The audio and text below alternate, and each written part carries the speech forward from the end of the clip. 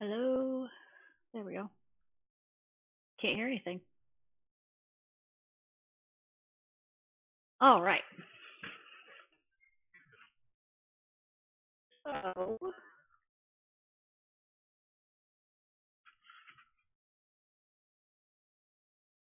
let me get myself organized here. The point here. Oh man, there's so many windows. Okay. So the point here was usually I make these videos for my YouTube channel and I just make them. Like I just make these videos and I edit them. And then I started hearing kind of the same thing over and over again from different students and different people that I had been talking to that had been trying to learn programming, whether they were in my classes at OTC or Missouri State, or they were just doing like code academy type stuff. And one of the things that I kept hearing was like this lack of confidence, this lack of worth in one's own ability, as cheesy as that sounds. And I really thought that part of that comes from the fact that a lot of times with programming, you gain skill really fast.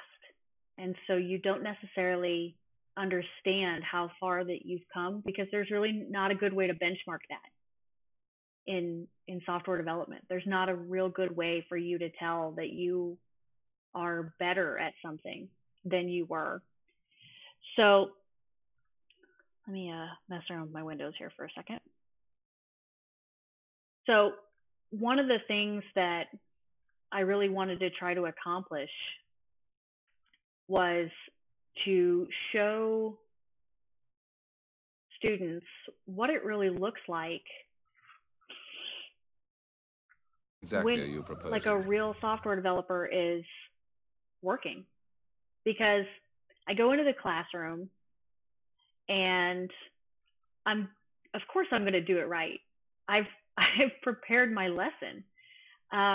Why would I ever, not that I haven't made plenty of mistakes in the classroom, because those of you who have taken a class with me know that I make mistakes on the reg, but it's one of those things that like students seem to feel so, I don't know,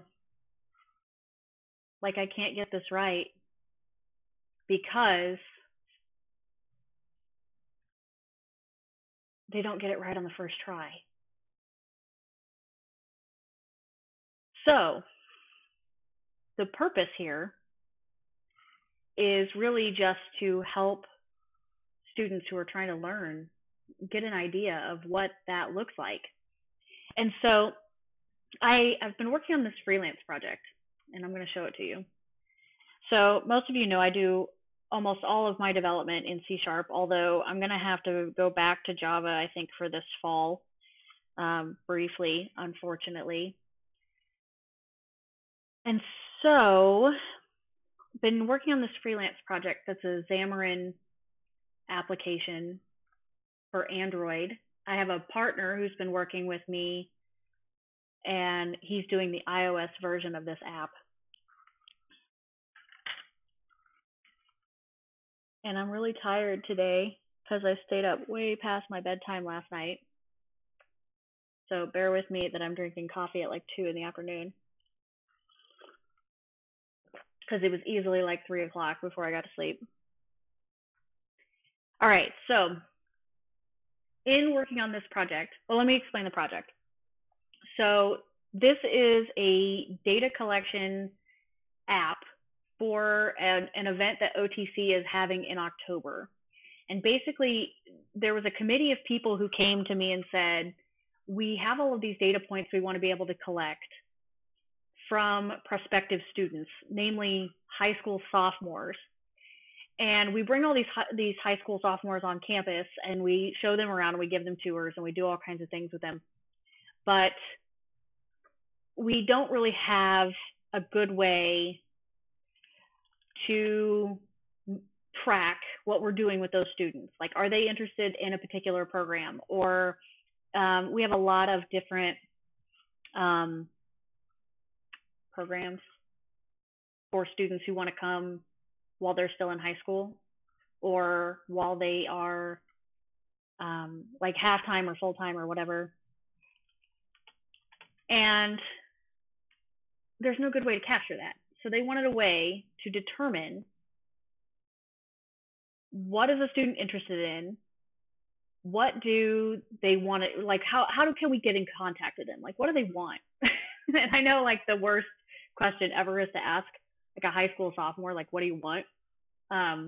Because the answer is probably one of three things that the college is not prepared to give. But if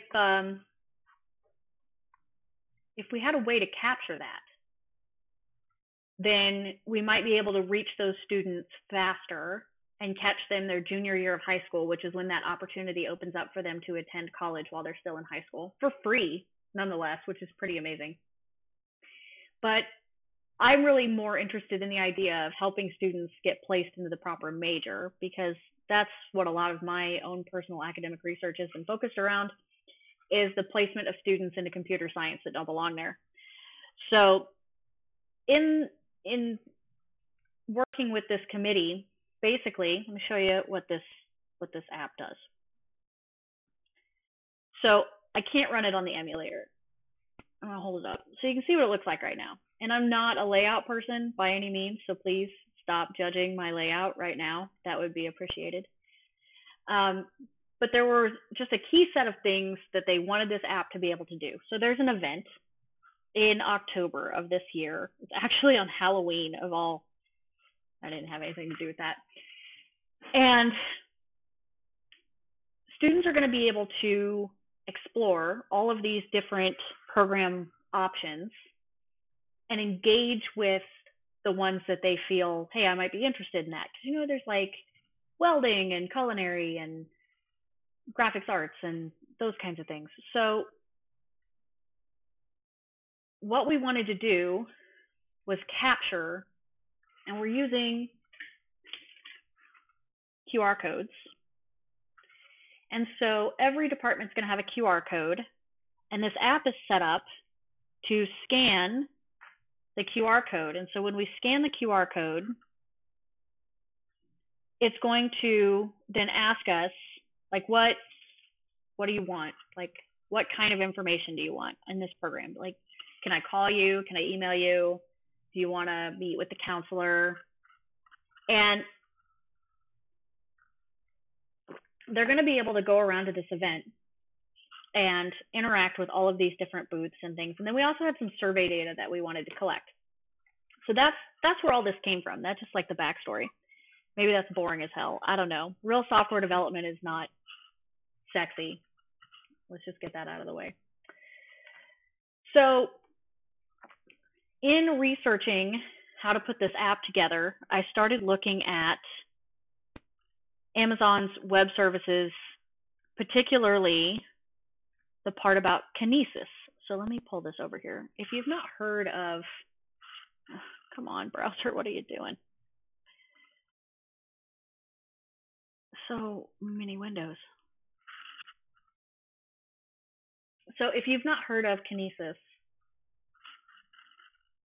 it is basically, you can see, a way to analyze real-time streaming data.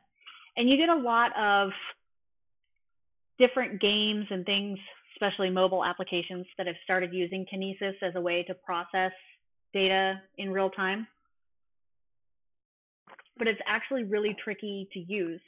And one of my biggest complaints about Amazon Web Services is that the documentation is just horrible.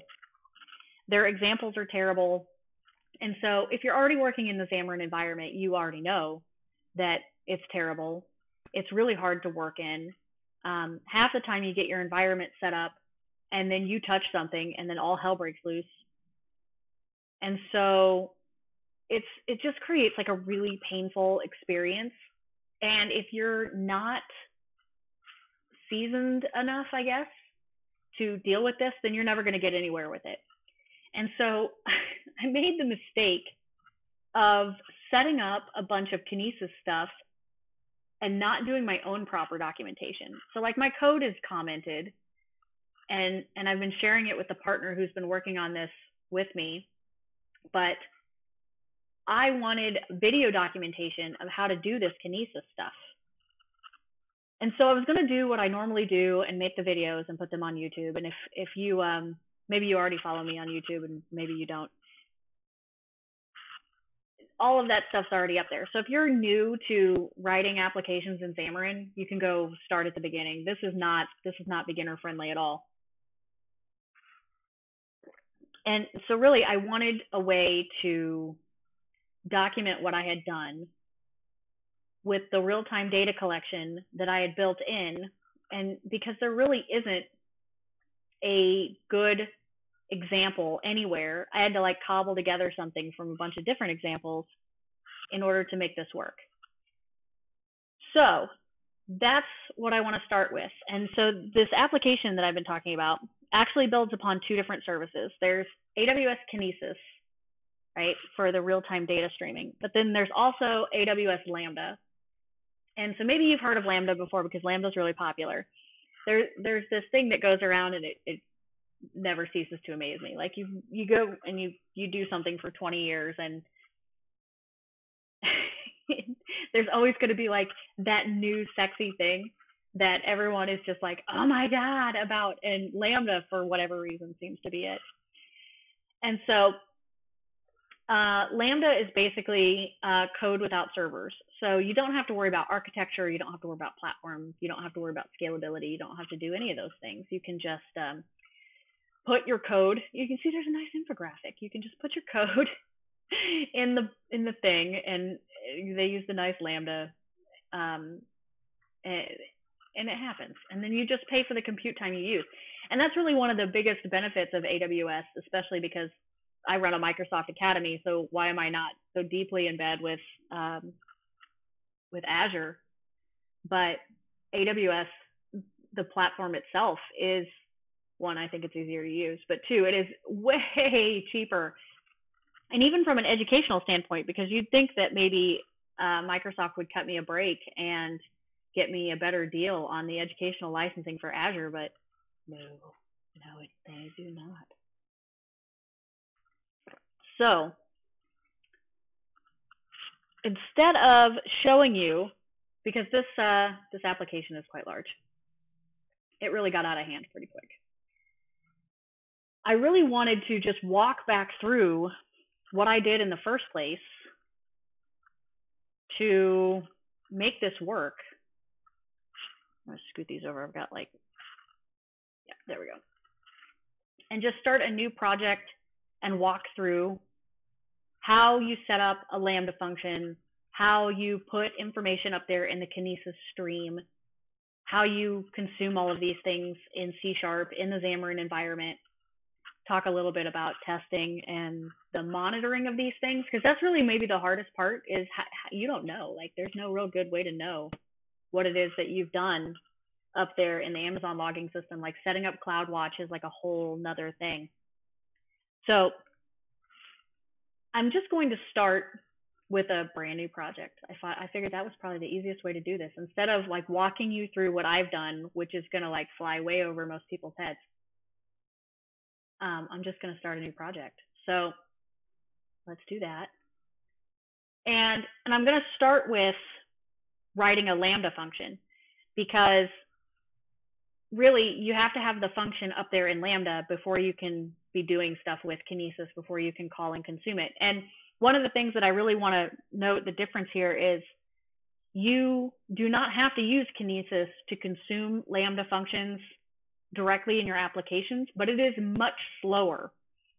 And I can show you the difference between the two, and like how you can either make a put request to Kinesis and then build a Lambda function that will listen to Kinesis and pull those packages off the stream, or you can call your Lambda function directly.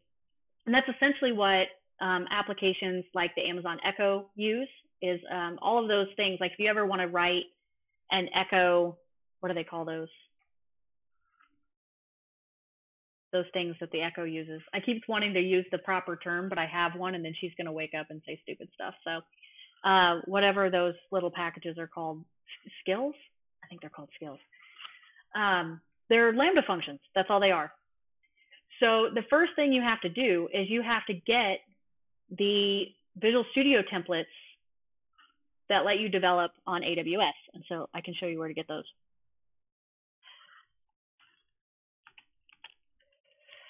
So it's just a package that you get, the AWS Toolkit for Visual Studio.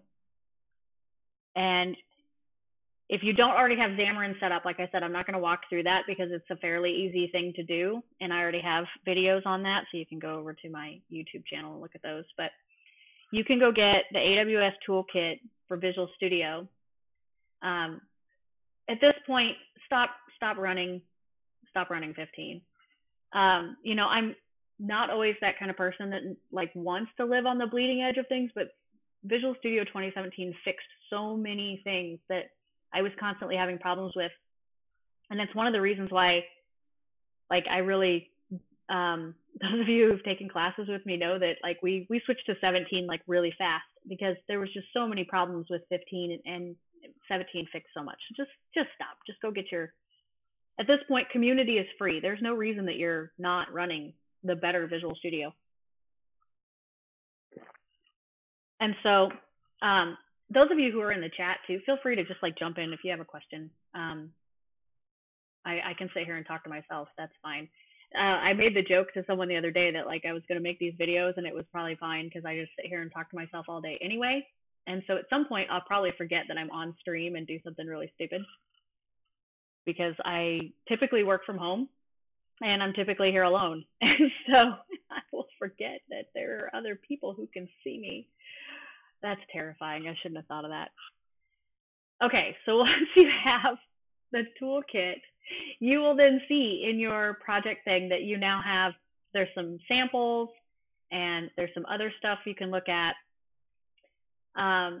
So let me pull up something over here. I'm going to show you how I did the Lambda function. So we can choose, and you can get it with tests. Hey, I condone tests. Everyone should be writing tests with their code, but not today. All right, so give your project a name just like you would any other thing. I'm just going to call this test Lambda function. All right, so in this little pop-up here, they've got these blueprints, and blueprints are basically like other little project types, and it'll pre-fill in some other code and stuff for you just so that you can see like how does this work. If you want kind of like that templated environment, you can just have an empty function. But if you know that you're going to go ahead and use Kinesis when you're setting up your Lambda function, then you can choose this simple Kinesis function. And what it'll do is it'll just set up your function with the correct parameters and things and set up the JSON stuff that you're going to want so that you can work with that a little easier. You can see that there's also some other templates in here for functions that you might want. DynamoDB, if you're not familiar with that, is Amazon's database backend. This particular application is running off of Microsoft SQL Server, which I can show you when we get to that point, what that looks like. S3 is that, well, you can do S3 event notifications or S3 bucket storage, which is a little bit different, but you can set that up. There's a chatbot example, which is kind of cool. So we know we're going to use Kinesis, so I'm just going to set up a Kinesis function. So let's get that open over there. And then I was going to go pull up, let's see, while that's setting up, because it takes it just a second.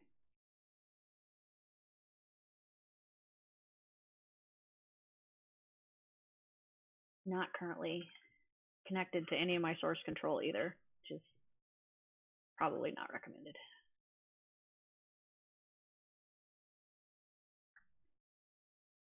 Okay, so you can see here in the Solution Explorer, and I cannot zoom that, so sorry.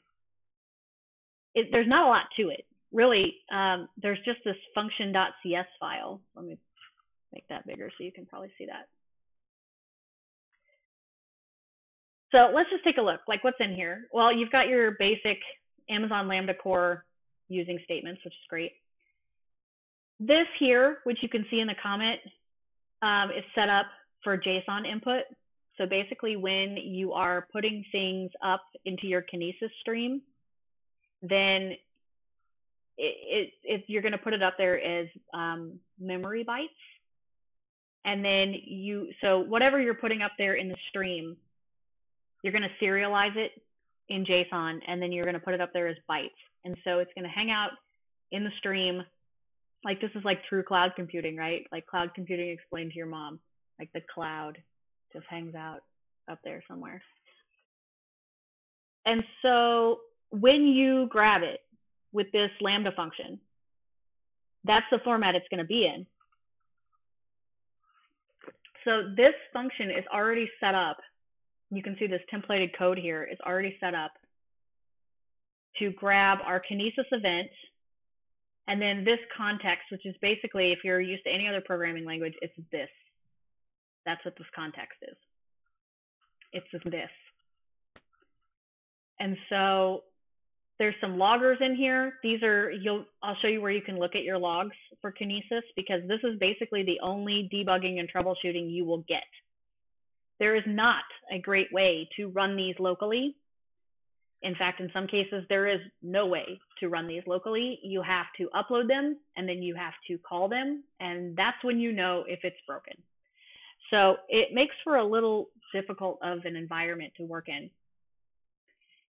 You can see that there's just like a loop set up already for it to just like parse out some records and then tell you that it's complete. And down in here is where it is using that encoding to pull that data back out. So a lot of this can just stay, which is great, right? That's why we want a template. But depending on what you're wanting to do in here, some of this you might want to change.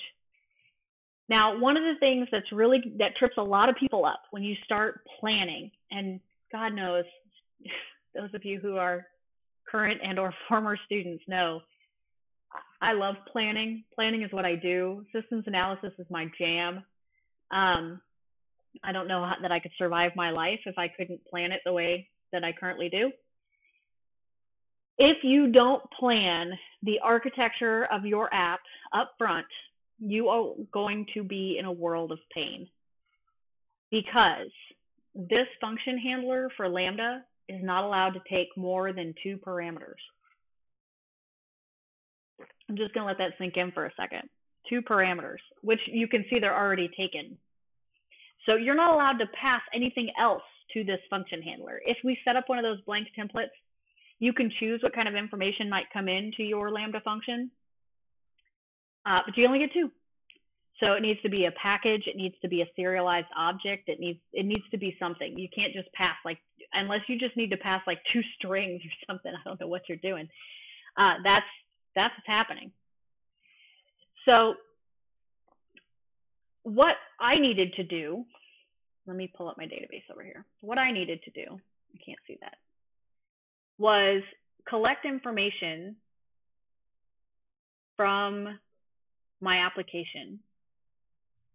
Let's say in this case, registration. And yeah, you're right. It constraints out the butt. And so I needed to be able to collect information, and then I wanted to be able to put it in this database, because I mean, that's the whole point of this application, is to be able to run all of this analysis and get all these reports and things that they want out of it. And I just chose SQL Server because we already had one up and running.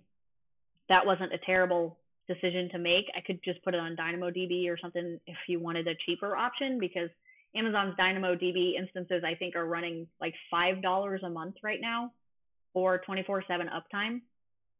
And a Microsoft SQL Server will run you closer to $30 a month because of the licensing fees. So you just, pick your poison, whatever. So in this case, what my Lambda function needed to do was write to the database. And so that's what I set up, was a way to capture the information coming in. The Lambda function grabs it off of the Kinesis stream, and then I'm passing in a serialized record that I could then put in the database. And so the first thing, of course, that you would want to do when working with an Amazon, or I'm sorry, not an Amazon, a Microsoft SQL Server is these Lambda packages don't have the data.sql client.net packages in them. So you know where we're going to go. We are going to go manage our NuGet packages. My poor app ended up with so many NuGet packages. It is pretty unreal. So you can see the stuff that comes installed. Like this is the stuff that comes installed. And these are the packages that you currently get when you start one of these Lambda templates. And that comes with that AWS toolkit. So, but what you want is the data.sql client package from Microsoft that has all of these types in it for SQL client connection. So you just want to install that. And that way that the packages and the dependencies and then everything that you need for .NET will migrate up to Lambda and you'll be able to talk to your database. So that's kind of step one. Right, and then of course you add it. So I've been having this like strange cache problem. Let me see if that'll build. Where like my IntelliSense doesn't work right anymore. And then I have to like restart Visual Studio. It's me, it's not Visual Studio. It's because I insist on running like 3 or 4 instances at once, I think. Okay, so normally I would be very concerned about hosting things like SQL connection strings in an online environment. But one of the bonuses, right? IntelliSense is just like, I don't know, doesn't like me. But one of the bonuses of Lambda is that when you upload these to the server, they're encrypted. And so if somehow someone gained access to Amazon Lambda and was able to download your DLLs, they shouldn't be able to extract them.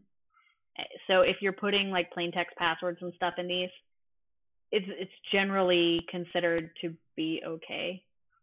Some schools of thought on that. So if you wanted to set up, like I'm going to have to do, see, it's not working. It's not giving me, that's funny. If you wanted to set up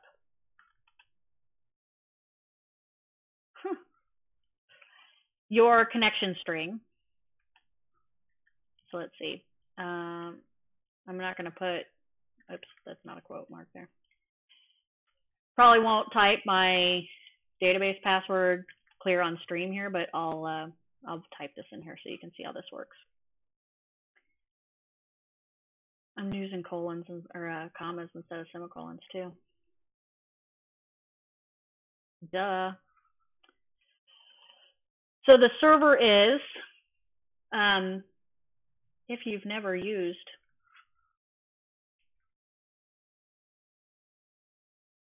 an Unreal Engine, I've not tried that kind of programming before.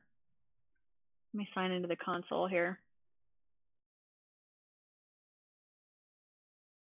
If you are, I typed my password wrong.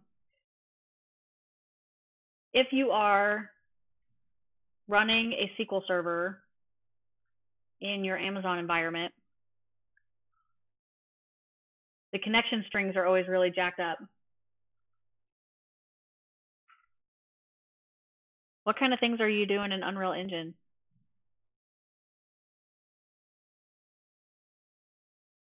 That would be kind of cool.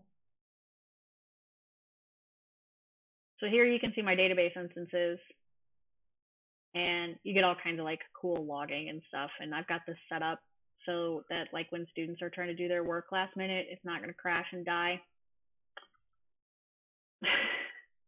But your connection string always looks, yeah, here we go, endpoint. It's always like really long. It's like whatever you named it, dot a bunch of random characters, dot your AWS data center, which I go for US East because that's Virginia, I think, and it's pretty fast.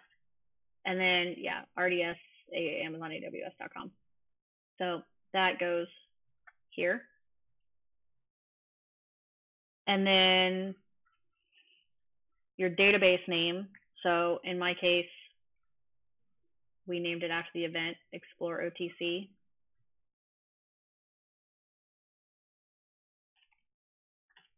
And then if you want to use a connection timeout, this is where you would put that.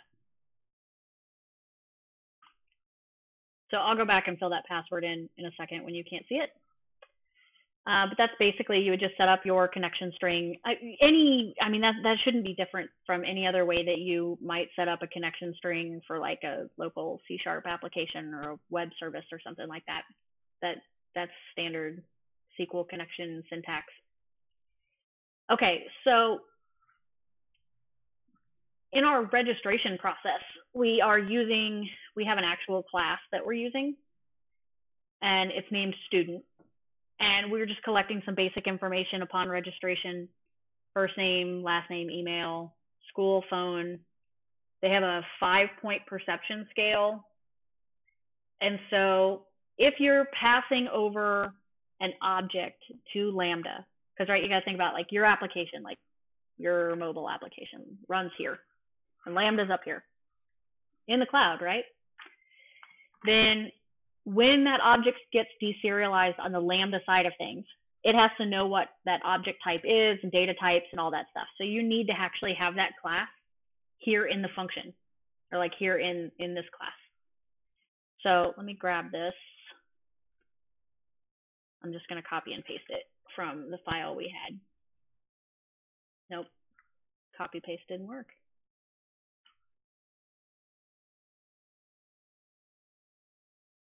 I feel like I haven't recovered from being gone all last week. Like I feel really like what is wrong with me?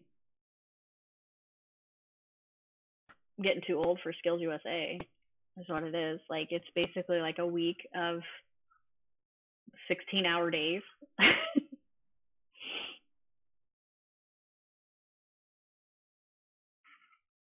Oh, that's fun.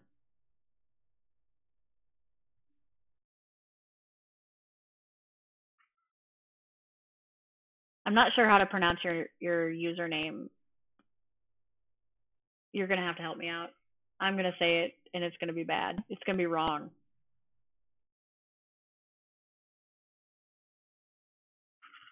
Nope. Most people pronounce my name wrong, and I was actually in a stream last night where the guy pronounced it right, and I was just like, most people pronounce it wrong. It was nice to be recognized. Anyway, there goes my train of thought. X like a Z, like, or Xalion. Xalion, is that right? Banging. Okay.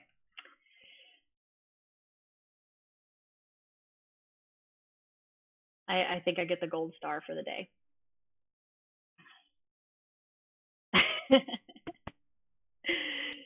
All right, so you can decide what you want to do up here in this function handler, but ultimately this is your main for those of you who are more systems programmers.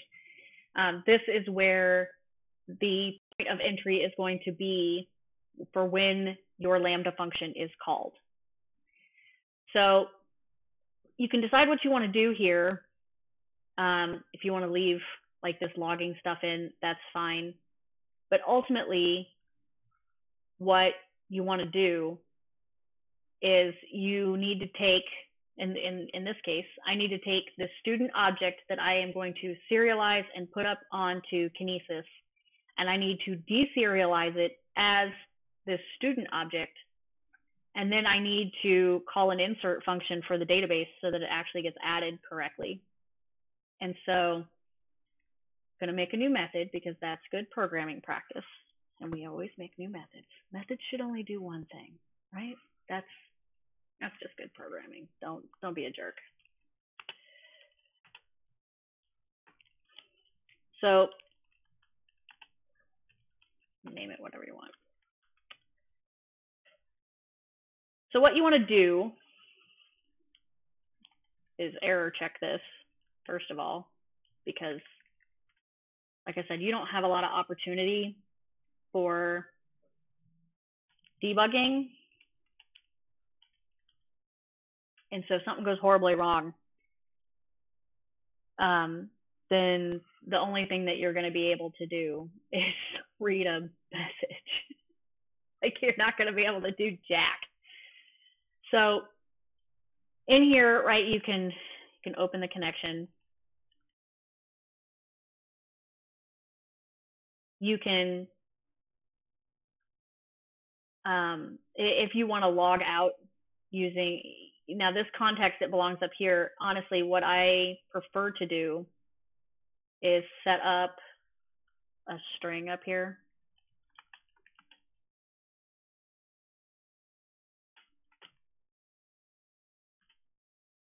So that I can catch this down here. That's preferable.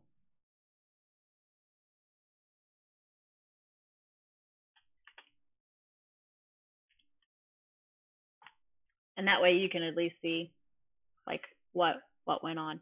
Oh, Kenneth. Okay. That does make it easier, but I'm terrible with that. Like I don't know. I grew up in that time period where we didn't use real names on the internet. And so it's really taken a lot for me to embrace the real names on the internet. And thank you for the follow. I appreciate that. I don't know. I'm really bad about starting things and in the summer, and then once the semester starts back up in August, I will be a complete jerk about it and not be able to keep up with it. But I'm really hoping that this sticks, because I think that this is probably more preferable to me hanging out, making videos on my own. I don't know. I probably need the social interaction, especially because I'm not on campus much this next semester. It won't be a lot. Okay. Distractions. It's what you need when you're programming, is distractions. All right, so in here is basically where, and like you can comment this up. You can be like, I'm going to open the connection. And I'm going to set up a SQL command and set up some parameters, because we parameterize our SQL functions. Dang it. Don't let me catch you putting strings directly into your SQL commands. I will find a way to make you become little Bobby tables.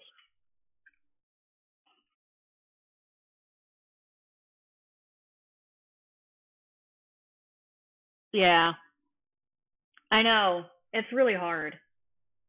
It is really hard. I feel like, though, like I'm one of those people at this point, like you can Google me, because I've been in the news and stuff, and like I do these interviews, and I'm getting more speaking engagements now, that's honestly more terrifying. Like, I can be on camera with you guys and talk to 1,000 people, and it probably wouldn't bother me nearly as much as standing. But that's weird, right? Because like I get in class with 24 people, and that doesn't make me nervous at all, or at least it hasn't in years. Like when I first started teaching, I was a wreck. But it's like you get used to it. And now I don't even think about it. You reach that point somewhere, and then like you don't even think about it. But like now I'm getting like more speaking engagements. Like I did a conference last fall, and there was probably 100 people in the room, and that really made me nervous. And I'm doing one in August where there's like gonna be like 500 people there. Not really keen on that, but I like money, and they are gonna pay me, and so that's important. Priorities, personal comfort over financial needs. It's the choice that all of us must make. Now the XKCD link for Little Bobby Tables, Yeah. I don't know if I can find it.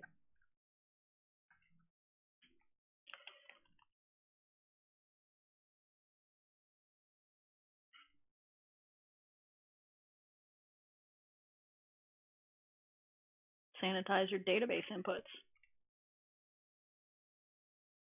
Son. It always seems like it needs to end with son. Sanitize your database inputs, son. Word. Right.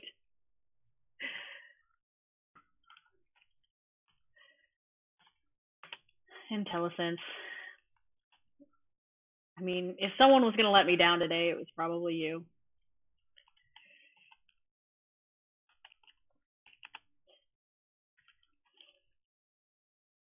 Registration. Spelling is important. All right, so my table's name is registration. I don't know if you saw that earlier. That's what I have. And we know that we are collecting. Go ahead and finish that out so it'll stop yelling. The first name. There is a bug. Go away. You know, I've never actually seen a bug in my apartment before until like the other day. There's a gnat or something in here. I live up too high to get bugs, which is part of the reason why I moved in here. Because my last house had spiders, and it was terrifying.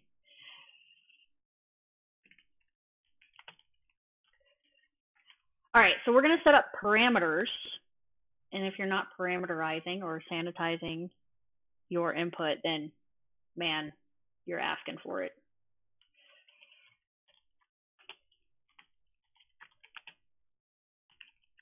Be right, phone. Be right up there with that issue that went down with Panera earlier this year, where they left their endpoint for their web application just like wide open.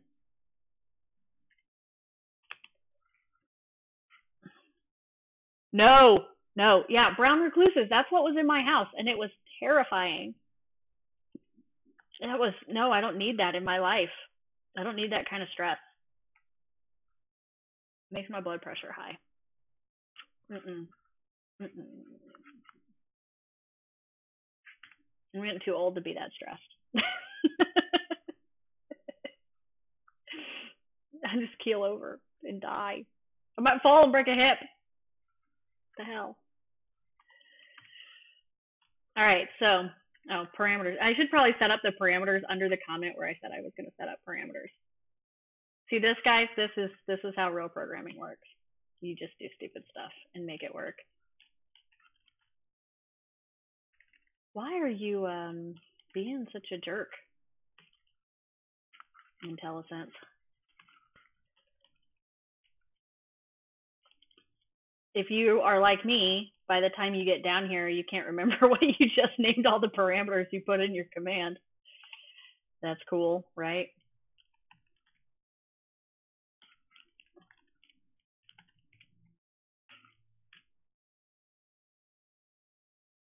Oh God, no! Like no more scary spider stories. I can't handle it. I'm gonna start like feeling itchy. That's just wrong.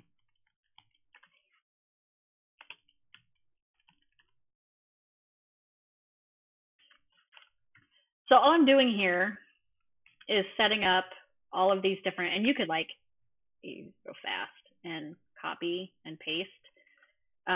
So we know we're going to have first name, last name, email, school, phone, and that perception value. That's 6.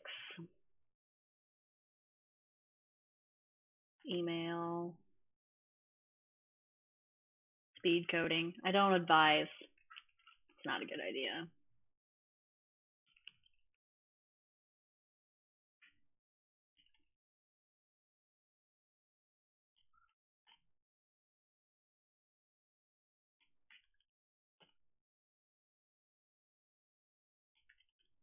And then I'm going to have to do a 2-string on this one because it's a float value.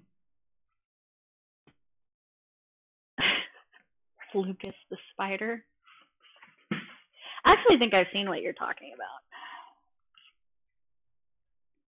Okay, you set up your command, set up your parameters, then you can execute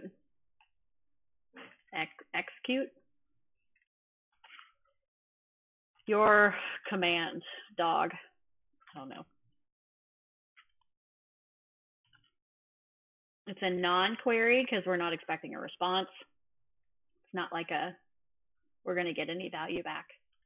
And then we could actually update that database response string to say something like database success.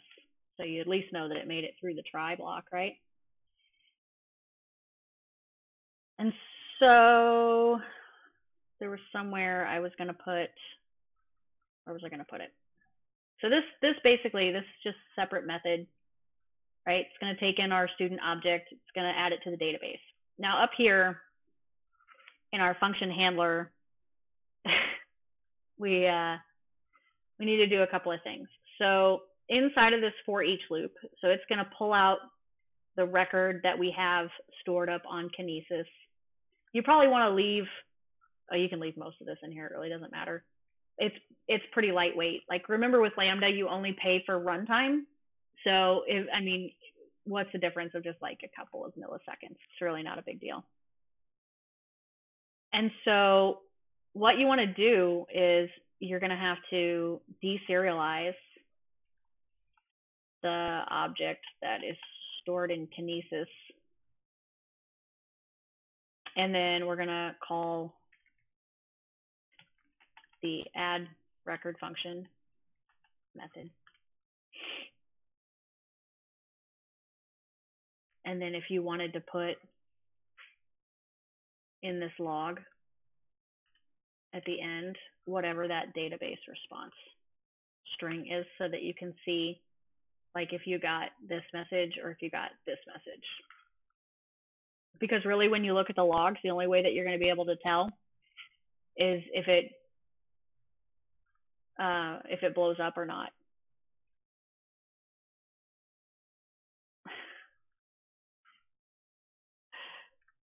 Sorry, I just got like a work PM. That's kind of funny. Okay, so you can, for all that this is set up with this Amazon JSON serializer thing, it's not set up to deserialize anything like natively, which is super frustrating. So we go back to the great God of the NuGet packages and install what everyone considers to be at this point the gold standard Newtonsoft JSON package, so that we can have one line of deserialization. But it works. That's the important part. When it works, you just leave it alone. If I can't teach you anything else about programming, it's that when it works, you just leave it alone. Don't be getting fancy. Don't get cute. I actually think I want to do both of these in the same step. I can do both of these. I can call the add record method while I'm deserializing. So I can call add record. Oh, I did not add my using statement. You were just going to let me do that too.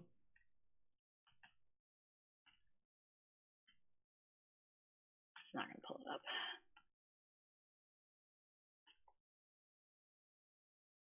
Usually IntelliSense would be a bro there and like hook you up, but nope.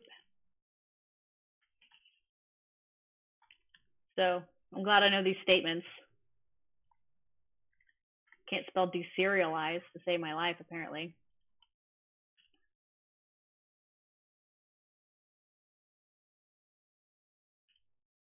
No, it's record contents. It's record data. I was looking right at it. Did I miss a parenthesis?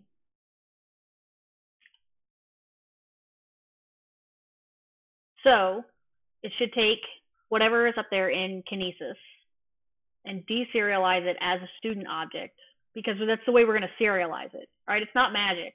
JSON doesn't just like automatically know what kind of data type that you're using or object type that you're using, because we're going to serialize it and put it in Kinesis. That's how it knows. And then we'll call this add record, and add record will do its database magic. And so this should work. Let's build. Sometimes I leave out something really obvious, but nope. Oh, what are you yelling about now? I may have to actually restart Visual Studio to make that work. Or did I do something weird? Up here. It doesn't want to recognize my SQL connection statement. Oh, it's because I capitalized SQL in the .NET library. It's not capitalized.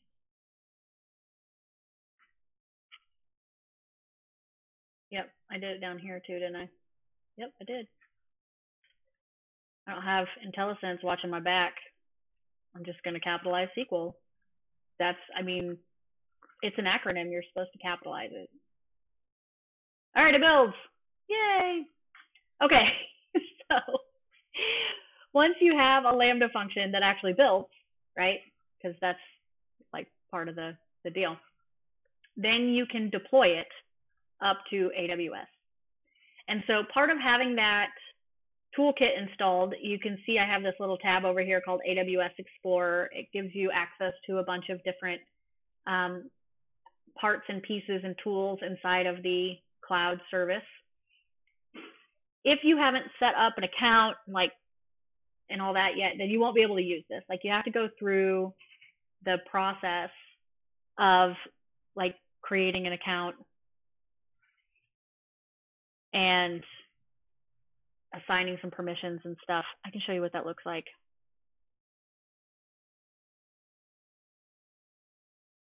My son's currently creeping around in the background, and they can't see you, Desmond. I promise. My camera doesn't go that far. Normally, the camera's actually pretty wide, and like normally you'd be able to see into my kitchen over here, but like, don't look at my kitchen. That's, I can't clean anything. Don't look at my kitchen. All right, I had the AWS console up over here. I can show you what this looks like when you set up.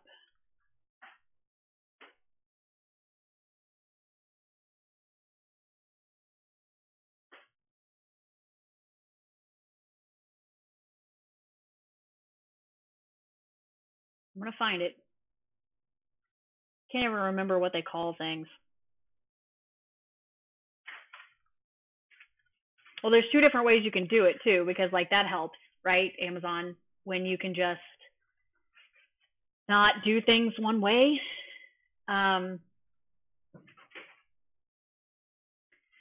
So you can actually do things through the IAM, or you can do it through Cognito. There are differences, and there's pros and cons to either way. But in this case, I am using an IAM username, and then you can give it different policy permissions and things and stuff and groups, and put it in groups and set up credentials and things for it. And so that's what you have to do in the AWS Explorer. Like, you can come up here and you can add a new account profile and attach it once you've set up your IAM group. And so because I have access to Lambda, I can see here are all my Lambda functions that I have. And I can deploy this particular function up to Lambda now. So what we do is right-click on, and you have to right-click on the project and not the solution. And I always forget to do that because it's just non-intuitive.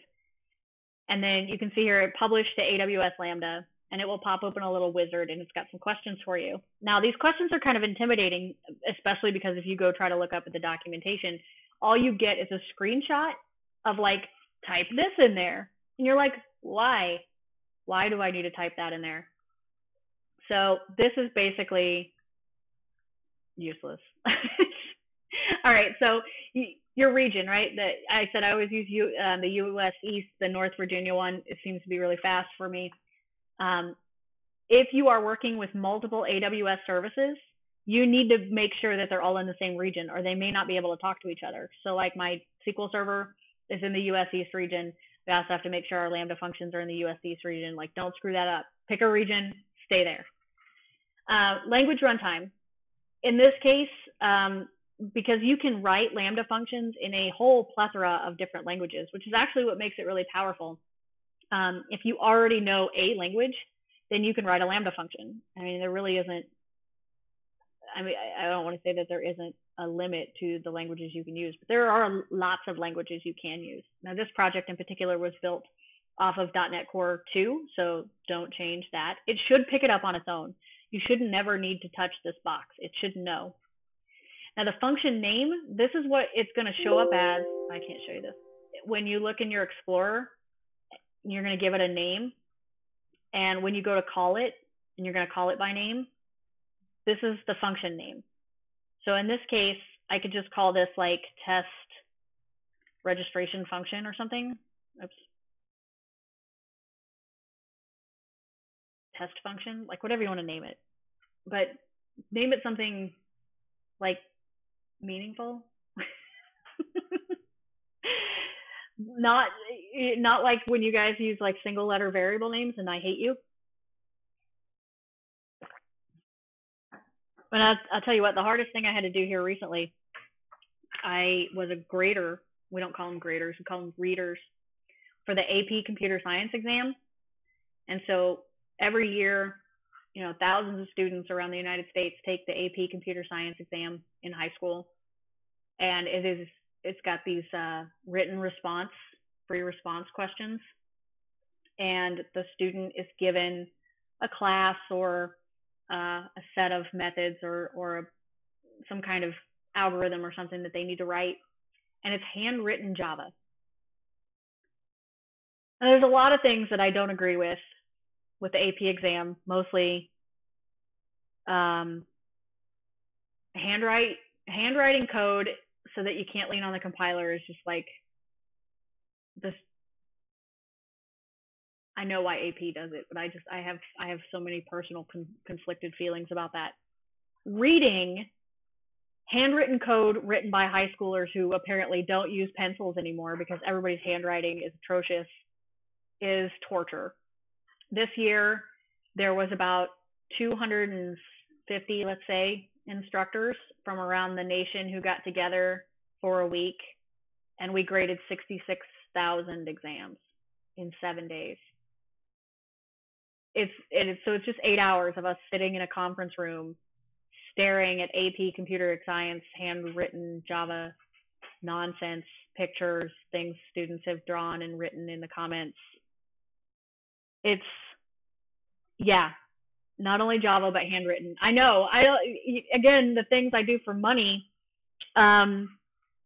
mostly I have a quota of professional development hours I have to hit every year. And so instead of trying to find time to put them all over through the year, I can knock 40 out in 1 week.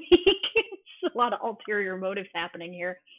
That, and you meet a lot of cool people. I mean, it's pretty nice, but man, that's rough. It's scary. It's a lot of scary. All right, I'm just naming this test function. That's what's happening. This stuff down here, it pre-fills that in for you. Framework, these two things should match. Over here on this next screen, this is where I said you're gonna have to set up that IAM role and provide the credentials. It'll pull, because you're connected to your account, it'll pull the roles that you have and any managed policies and like anything that you might want to use. So I already have the Explore data role set up that I showed you in that IAM window. Over here, you have some settings about the execution of your function. So clearly, you know, like how much memory do you want to have available to your Lambda function? And you can see in there that little pop-up gives you some help here. In 64 meg increments up to 1024. Of course, that will impact your duration costs. And since we only pay for runtime, we want to keep that as small as possible. So honestly, I don't even know what the hell you're doing if you need more than the default. because Lambda runs really fast and it's really efficient. If you're going to be accessing resources in a virtual private cloud, you might need to come in here and set up your subnet and your security group. There's some stuff in here about debugging, which these are basically your only options. And so Lambda's got its own logging. Kinesis also has its own logging, and we'll be able to see that. But you can come in here and choose notify groups if you want to set all this up. Honestly, it is a huge pain. And for this one application I was working on, I did not want to dig into that. And so if you have additional variables and values, you can put them in here. But for the most part, the documentation for this section is so sketchy. I don't even know that I can talk about this KMS section. So that being said, these are the settings that I use. At this point, you can upload. And what it will do is it's going to build it. It's going to make sure it actually runs. And what I mean by actually runs is that it doesn't have any compilation errors or problems that AWS foresees at runtime. And here you see there's some kind of problem. And it will tell you that I have a validation error detected and that I have violated some heinously long regular expression. Do you see this nonsense? Holy crap. So it doesn't like what I've named my function. That is the basis of that whole error message right there. Is they should have just wrote, we don't like your face. Because that's about all I got out of that. I probably already have one named that. Unfortunately, that's probably what it's yelling about. Let me go look. Let me pull up over here my other console and see. And that's probably, Amazon is really great at giving you error messages that don't point you in the right direction. Man, I'm really, if you've ever taken a programming class with me, then you'll know, why can't I move this window? That I'm really big on human-computer interaction. I want computers to talk to humans like humans talk to humans. Right? And I usually tell that joke about the girl who asks the guy out. Right? I'm not going to tell that joke. Not right now. Let's see. Do I already have one named this? I do. Cool. It wants me to name it test function, probably because I've already given something the name of test function before.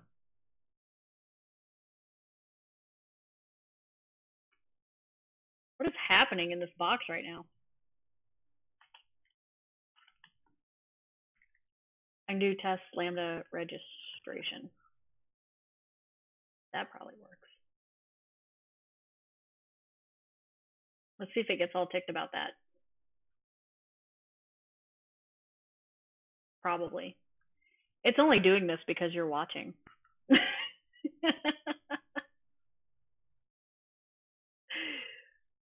No, we have success. Look at it go. All right. So once you have deployed your function, and I did already have one named test function, it's right there. So here's test Lambda registration. This is the one I just uploaded. You get this little test console. Now this is kind of the only way that you get to run. And like I said, you don't get to run it locally per se, but if you don't have your client set up yet, like we haven't made anything that invokes this Lambda function, but you want to test it, make sure it actually works before you proceed, then you can test your function here in this pretty box. And then you get the response over here in this pretty box. And they have some samples and things that you can look at. So this is going to be a Kinesis request. So I'm going to grab this Kinesis request thing. Now I know that this is probably super tiny and you may not be able to read it, and there is not a damn thing I can do about that. Sorry. Truth and honesty and other things that I should probably be.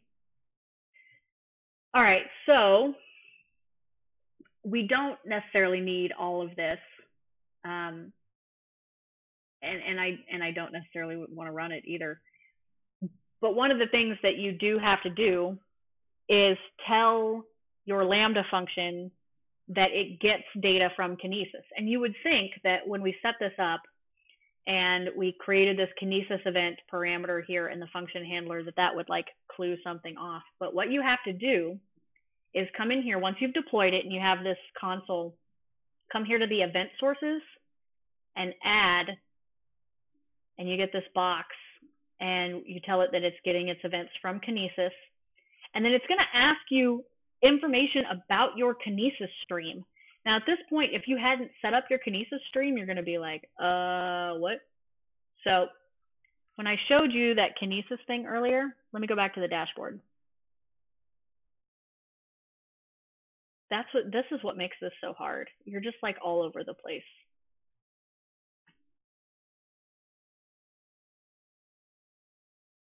So let's look at the Kinesis dashboard. All right, I have 3 streams set up right now for my application. And creating a data stream is pretty easy. And there's different types of data streams depending on what you're doing. So you can see here that like you can just have like a regular data stream, and I think this will probably tell you. Yeah. Process data with your applications for Amazon managed services, like good stuff. Firehose delivery, this is like for Amazon Redshift, like big data. The analytics applications. Now we're doing analytics with our application, but I wasn't going to use any of the AWS services for that, so I didn't set up a Kinesis stream for analytics. And then Kinesis also does and will analyze streaming media and do some cool stuff there. There's actually a service that I use that's backed on Kinesis where I can upload a video, and using the IBM Watson, it will provide the closed captioning for me. And it's actually really accurate, which is nice. So when I have like a hearing impaired student in my class, I can have closed captioned videos without having to go through myself and write out transcripts. And it's really cheap too. It does it based on video runtime, and my videos are usually never more than like 5 minutes. So it's actually really cheap. So you can choose, and then when you create a data stream, it explains this concept of shards. So a shard is basically a unit of throughput capacity. And so you kind of have to know up front an expectation of that throughput. You can see here that a shard can ingest 1 megabyte a second and 1,000 records a second, and emits up to 2 megabytes a second. So depending on what you actually need to have happening all at once, that's how you'll know how many shards you can have. Now, an account has a limit of 500 unless you're going to request a shard limit increase. And at that point, like you have to put down a retainer because you're going to be spending a lot of money. There's really no reason that you would need to set up that many shards for most applications. I can tell you that in here, like I've got 2 shards because we're expecting at this event 1,000 students. And so if we had maximum throughput of 1,000 students all interacting with the Kinesis stream at once, like that shouldn't be more than 2 shards. So, and if it is, then you can set up like the burstable options and stuff. That's one of the really big bonuses of AWS is you can set up ways for, well, like that SQL server. I can keep it in a small instance size so that it's not consuming a lot of resources when a lot of people aren't using it, but it's always up. But 10 minutes to an hour before homework is due, when I've got like 50 students beating on it, you know who you are, you naughty students, it will actually ramp up the RAM usage and things, and that way there's not a lot of like latency, or I'm not going to end up with like a bunch of deadlocks and stuff like that. I know you do. You all do it. I was that student too. Like people always think like teachers must have been like perfect model A students, and I can tell you that I most certainly was not. So just because I went to school for 10 years doesn't mean I somehow did it well. All right, that's enough Kinesis. So when you tell it that your Lambda function is listening for data on Kinesis, it's going to ask you which Kinesis stream on your account are you using. And then this trim horizon, it actually is a position. So you can have it do the latest. Trim horizon, as you can see in that little pop-up, says it's a position in the stream where Lambda should start reading. For the most part, you can think of Kinesis like a FIFO type of system. No, I didn't. It's FIFO, first in, first out. So as items are added to Kinesis, it creates like a synchronous backlog, and it processes items in the order that they arrive, unless you want it to process the latest, and then that's an option. No, that's weird. Don't do that. Oh God, I hit cancel. No, see, I got into this thing because I was a really shitty student. Let's just be honest. And of course, like when I was in college, I was a single parent, so I wasn't very good at anything, and I was working entirely too much. And so it got to this point where I had to do my homework right away, like whenever I had a free moment to do it. Like there was no procrastination because I just never knew when like all hell was going to break loose in my life. And so I had to do my homework right away. And I kind of just trained myself to think like, when I have homework, I have to do it. And I can't really think or have free time or be free until the homework was done and it was turned in, and then I could like not think about it anymore. And that's basically how I got all the way through grad school. even though those last grad school years weren't nearly as hectic and frantic and poor as they were in the beginning when I was delivering pizza and trying to not die in undergrad. It was, I mean, it's a rough life, but that's I mean, you got to do what you got to do to survive. But yeah, if you have the work done, you turn it in. Especially, I mean, from a teacher standpoint, like I look at stuff. I know a lot of instructors don't, and that's like it's a time constraint or whatever, like that's their thing. But I will look at student submissions like that are out there a couple of days before the due date, because if you've done something stupid, or maybe you uploaded your file and it's blank and you didn't realize it, or you uploaded the wrong file, like I want to make sure that you know that so that you can turn your stuff in. It just seems really mean. Like if you could prevent that from happening, then why wouldn't you? All right. So once you've added Kinesis to the event sources for your Lambda function, you can see it here, Kinesis. It'll tell you which stream and some of those variables that you've selected.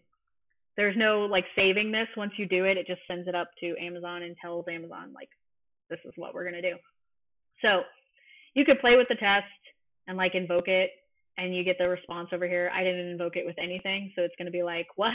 The object reference not set to an instance of the object. I want to put that on a t-shirt.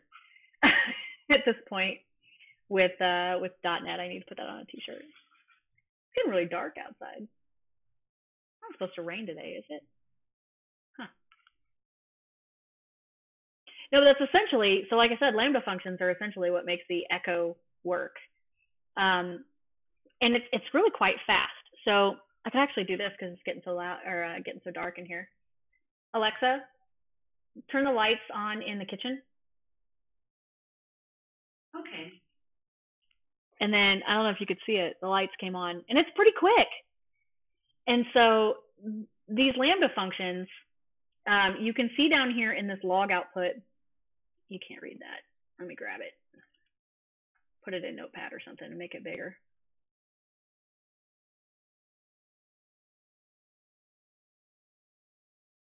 Font size, enhance.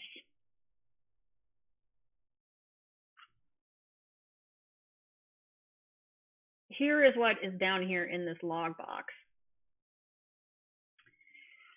So when you invoke a Lambda function, you're going to get a request ID. This is just an ID that ties itself to this particular time that Lambda runs.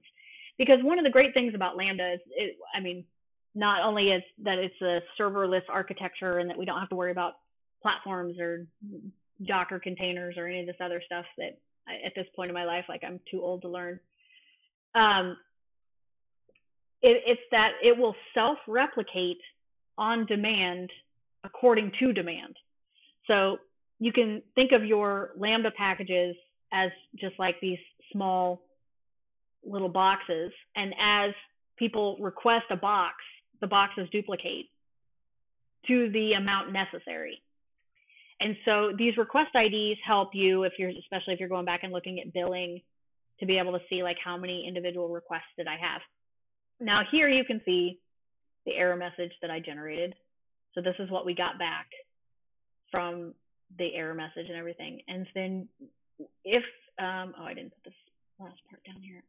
Then you can also see the end request ID, the duration in milliseconds that it ran, and then the actual build duration. So how much Lambda time are you paying for? The memory size used and the max memory used. And so this can help you gauge, we talked about throughput for Kinesis, but with your Lambda functions, since you're only paying for the amount of time that it's running and you want to make sure that you have the proper memory size and stuff, you can use this log output at the bottom to try to determine kind of what's happening with that, especially if you're maybe getting close to that max memory size. You want to go into your configuration and change that. If you're suddenly running up like really high Lambda charges or something, you might want to go look at your build duration on each one of your things. So that's the kind of information that you get out of this console. Now over here in the logging section, right now we don't have any. There it is. There's a refresh up here if you ever need to refresh it. These are the logs that you get that when you're testing your consumption of Kinesis packages with Lambda, this is basically where you get your debugging information. And so if you click this download log stream, you basically get the exact same thing I just showed you in the box down there.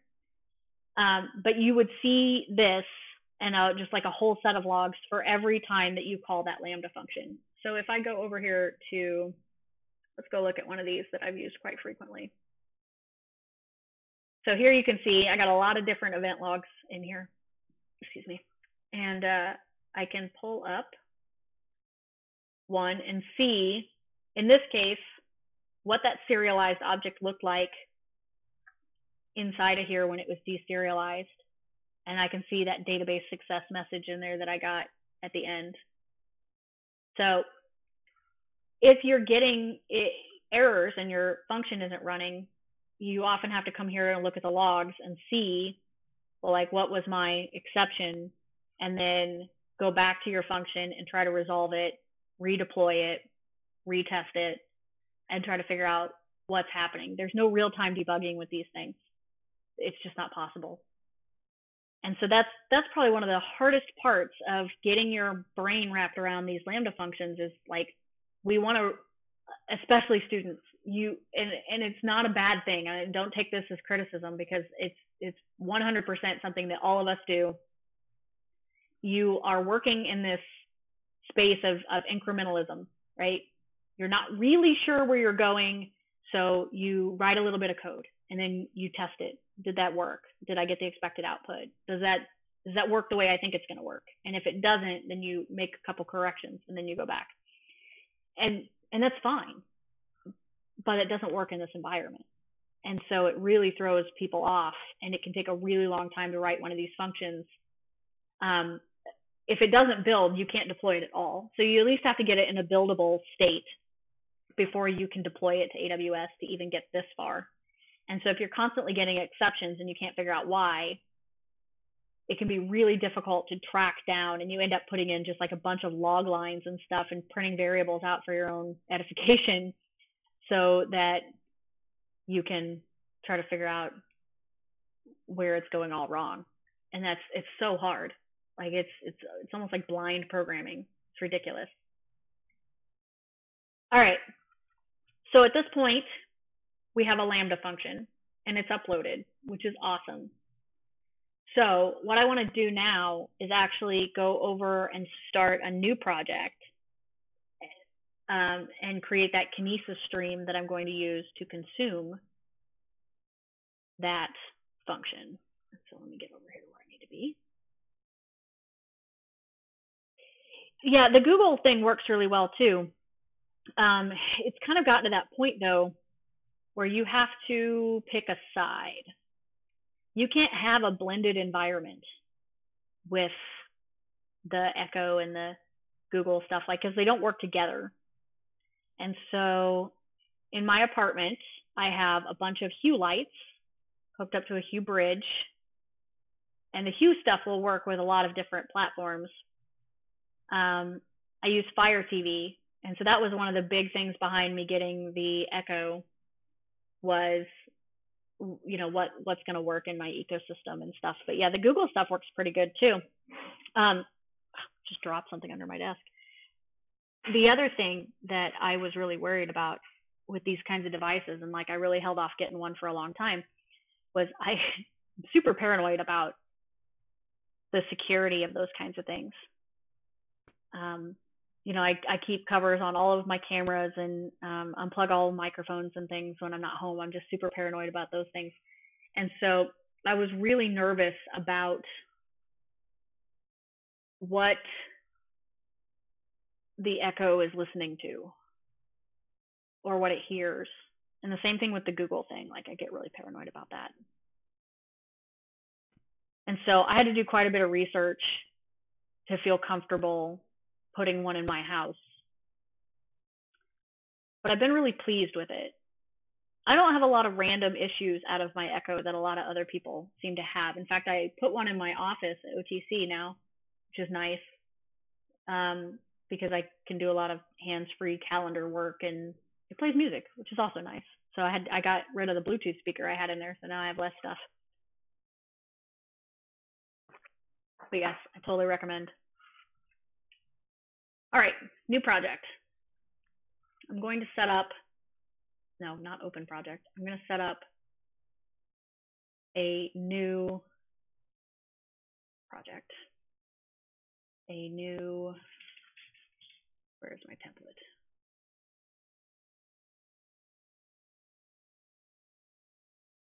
Oh, that's bizarre.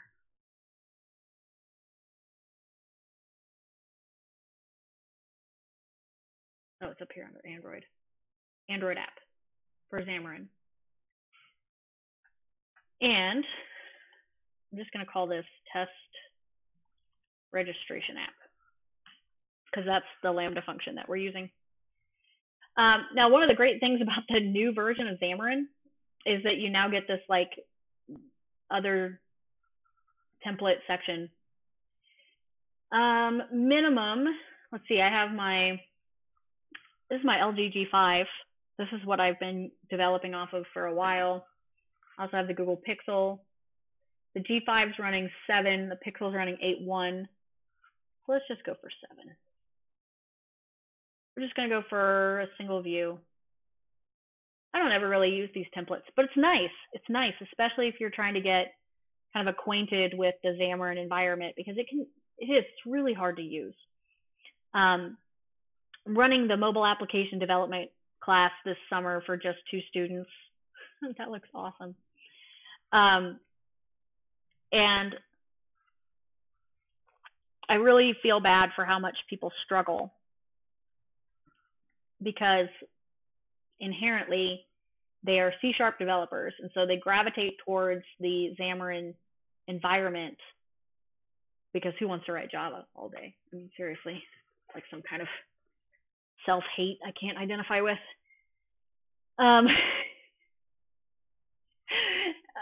It's hard either way. Like, I got Android Studio and I can write the native Java programs. It's hard either way. Why does it got to be so hard? I guess that's why we make the big bucks, right? So it wasn't so difficult. So I'm not going to do a whole lot to fancy this up. If you're not familiar with the Xamarin environment, what you get all up front is this main activity. It's got a couple of different kind of templated things in here. On create, this is what's called when the app first starts. You can come in here to the, oh, there's someone at the door. Oh, let's go see who's at the door. I bet it's FedEx.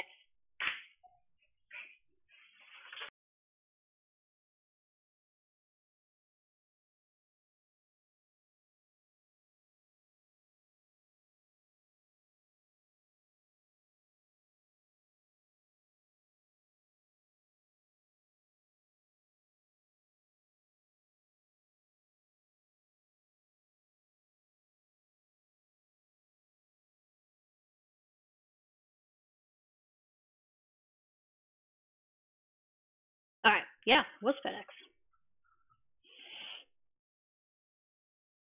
Cool. Usually my boxes come on Wednesday, but I guess because it's 4th of July, it comes today. I get those meal boxes, that come with the pre-portioned stuff in them. I don't have to think about it. I can follow instructions. And they come with pictures. Who doesn't like a good picture of food? It's good. Okay. Anyway, what was I saying? Oh, the layout. So you can come into, does this template have a layout? I honestly don't remember.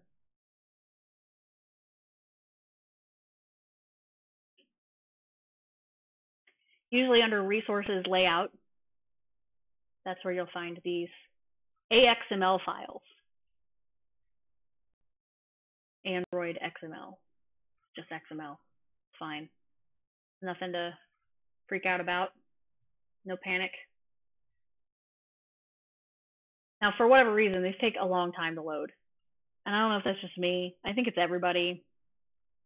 I don't know why it's got to be so hard. It's cool. What's in this other layout?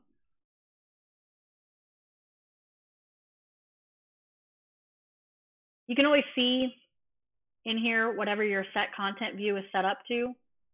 This is the layout that it's going to load. So activity main, this is the layout it's going to load. Which by default, and there's something, oh yeah, there's like a cute hello world in here. Something I've been doing here lately, especially with the newest version of Xamarin, because it is so unstable for whatever reason, is when you start a new project, immediately build and run. Because for whatever reason, sometimes they don't build right out of the box. Right? It's painful. So it's building. I don't know if you can see that down at the bottom. Shouldn't take it that long. It's ridiculous. Good night. I don't like this new build window for Visual Studio though, as much as I'm enjoying 2017. All the output that you get beyond build started is this tiny little icon at the bottom that's doing some kind of animation. And I really, really want more than that. Oh, it's a heat advisory. Good. We're all inside. Right, I hope. I hope you're not like outside in the heat watching me program. Don't do that. That sounds terrible. I walked down to campus yesterday because I had to go turn in some paperwork, and I thought, it's nice outside, I'll walk. And then by the time I got back, I was like, it is too hot for this mess. All right, this one actually built, so I can run it. I have the phone plugged into the computer, so I can run it directly off of the phone, which is nice. So let's go ahead and run, make sure that this actually can deploy. And you'll notice I haven't written any code in here yet. This is just like my standard Xamarin workflow. Make sure stuff works. You wouldn't want to start writing code in an environment that doesn't even run. That's just setting yourself up for pain.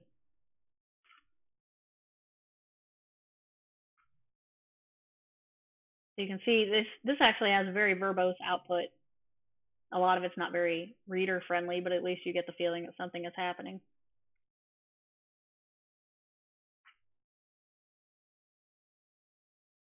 I'm out of coffee. Sadness.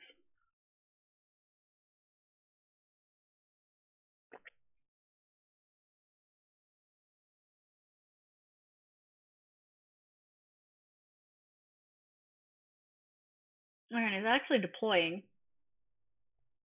And then this is what you get. You can see that it just says hello world, just like it did in that layout. So that's nice. It actually runs. It's got this, it's got a button. I don't know if you can see that. There's like a cute little mail button down at the bottom. It comes built into this template. And when you click on it, you just get this bar at the bottom that says replace me with your own action. But you can see down here in the log where I'm actually invoking that response. Click, click, click, and stuff happens. If you're ever having trouble with your Android device, honestly, plugging it into this debugger and being able to look at all this interop inside of the Android assembly is actually really helpful, because I got the Google Pixel Buds, and then I started having all kinds of Bluetooth stack crashing on my phone, and I was trying to figure out, because I'd already had to warranty my phone once for a different problem, but I couldn't tell if it was coincidence or if my Pixel Buds were defective, or like what kept causing the stack to crash like that. And that log will actually help pinpoint like where faults like that are coming from. It's actually really handy, because I don't know of any other way to get that kind of level of log output from your phone. Maybe there's some dev app tools and stuff you can install. All right, well, you can leave all of this extra button menu option stuff in here if you want. It's fine. So this is that hello world content layout that we saw. The activity main is having trouble. They're both in here. It doesn't matter. What I want to do, and we could actually just hook it up to that mail button if we wanted, but I want to walk through how you invoke that Lambda function. So let's just put a button. Let's go over here to the toolbox. Let's just put a button. Let's just put it right here with hello world. We don't care. It stretch all the way across the screen or something. No, move.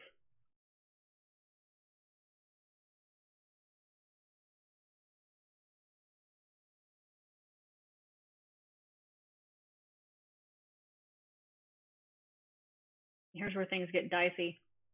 The layout, man. Most of the time these days when I'm doing these layouts, I work directly in this source, and it's just XML, because I find that this designer is one of the few things that Xamarin cannot get right.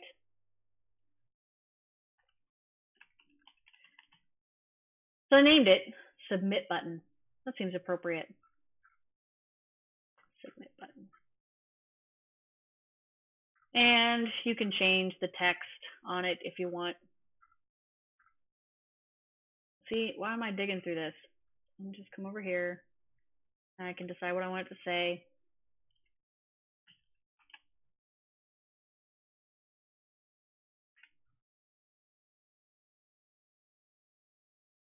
Okay, so what we want to do, back over here in our main activity,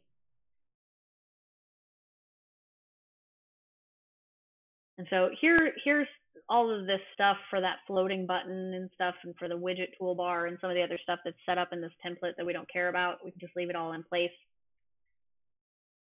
The first thing that you have to do here in the onCreate is actually get that button object and set up the click event handler for it, so that when I click on it, I can invoke what I want to invoke. So that's what I'm going to start with. I'm going to get the button. I'm going to give it a name. And then we use, it's very JavaScript-like, this find view by ID of type button. And they're all registered under resource ID and then whatever you named it. And the problem I always have, this is not in here, I named it Submit Button. Now this is a common problem with Xamarin, right up there with IntelliSense not working right, is you often have to build in order to get that resource document. It's some kind of XML backend to update properly. And so while I know the item is there, and I made it and I named it, and it's not going to show up. A lot of hate. We'll do it. Let's do it over here.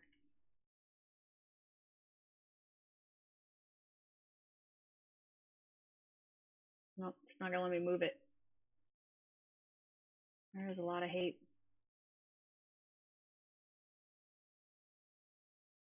Haters gonna hate.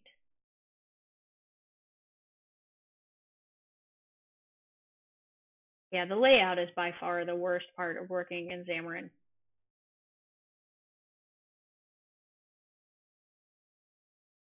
Yeah, let me put that there. You're not going to show up though. Now it'll recognize it. That's nice. Thanks. Appreciate it. All right, so the click event. So basically, you assign the dot click to like a delegate handler. I usually just name it whatever I've named the button, _click. That's just my naming convention. Now this doesn't exist, so you have to create it. It's just a method.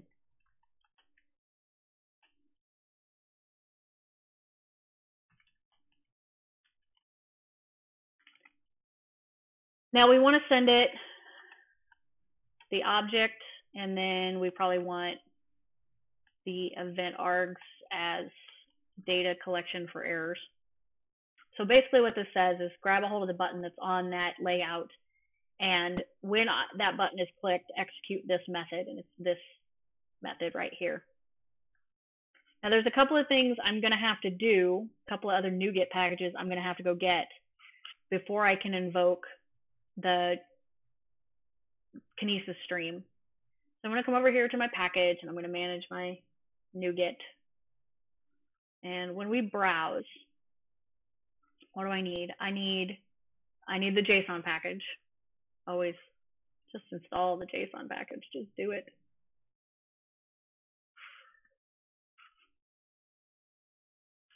And then we're going to need the Amazon Kinesis package. It's not Kinesis events, I don't think. I think it's just Kinesis. This one.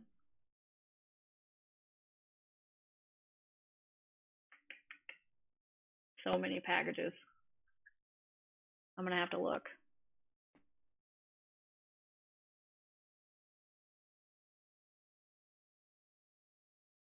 Browse real quick. Which one is it?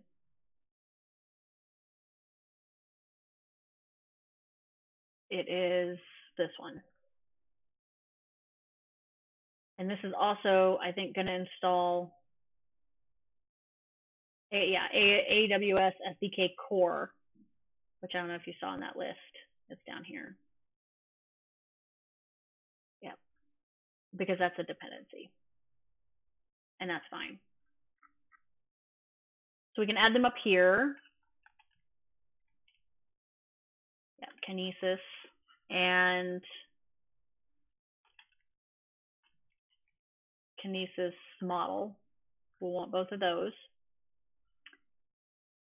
And then because we are, remember I talked about if you are putting data in a Kinesis stream, it's expecting it as a memory stream of bytes.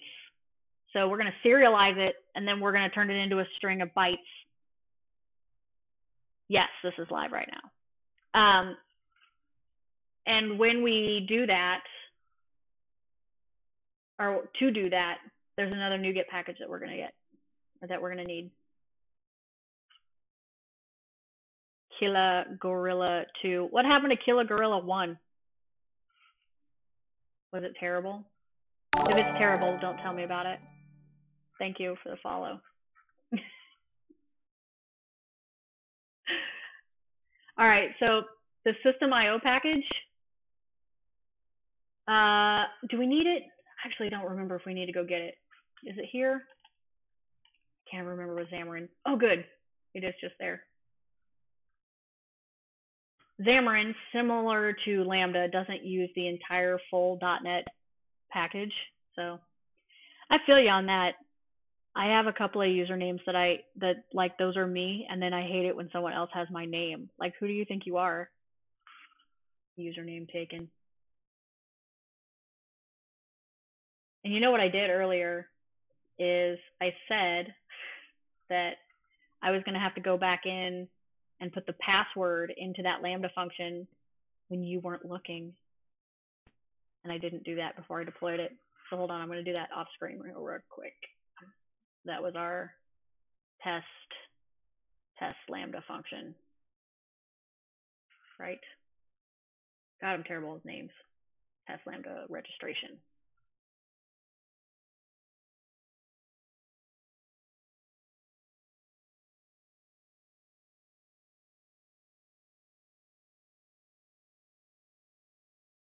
Well, I'm glad to hear it wasn't like something terrible happened, like a brutal murder of Killer Gorilla 1. It warms my heart to know that.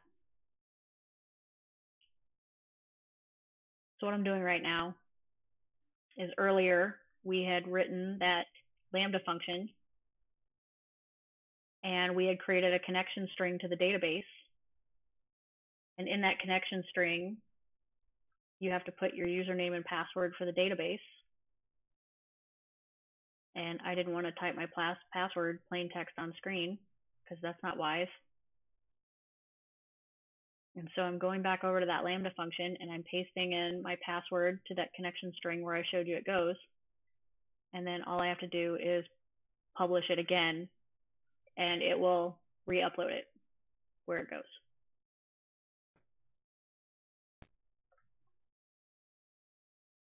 And while I'm doing that, I'm going to show you a strange bug. All right, so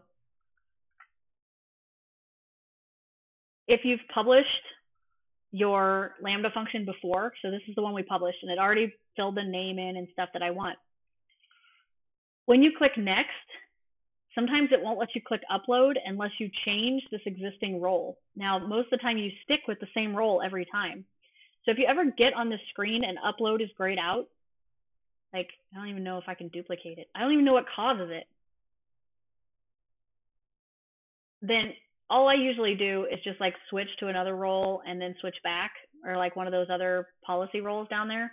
I don't know what causes that, but it's the weirdest bug. And then you can upload and then it will delete your previous publish and republish this one under the same name. There's that bug again. Go away. Like a gnat in my apartment. What the hell, man? It always makes me think of that scene in The Office with Angela, and she's like, "Why are there bugs in here?" That's exactly the way it feels.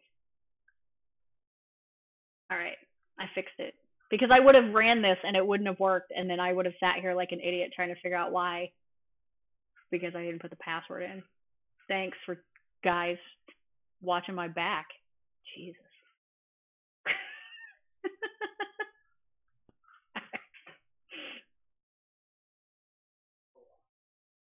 All right, so we have our button. Here's our click event. We do not have our class object in here that we had previously in our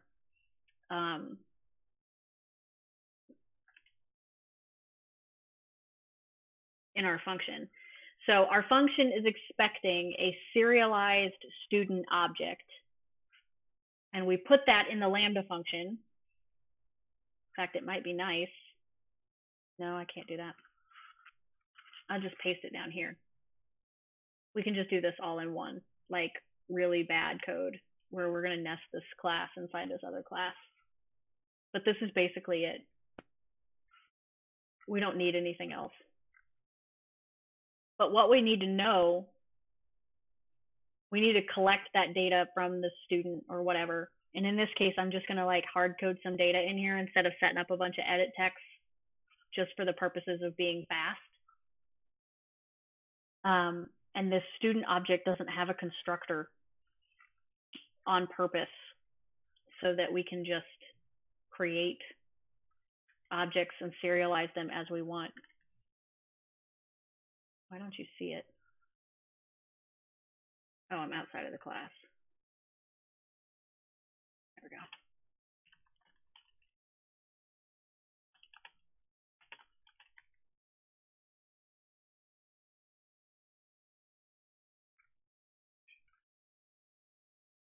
Okay, I keep losing my message. So let's just give him a first name. All right, his name is John. I don't care what his first name is. His name is Jon Snow. That's terrible. I don't even know why I thought of that.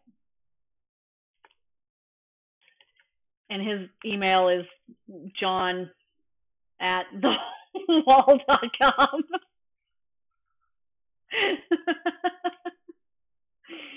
I'm glad I had that coffee earlier. It's really working for me.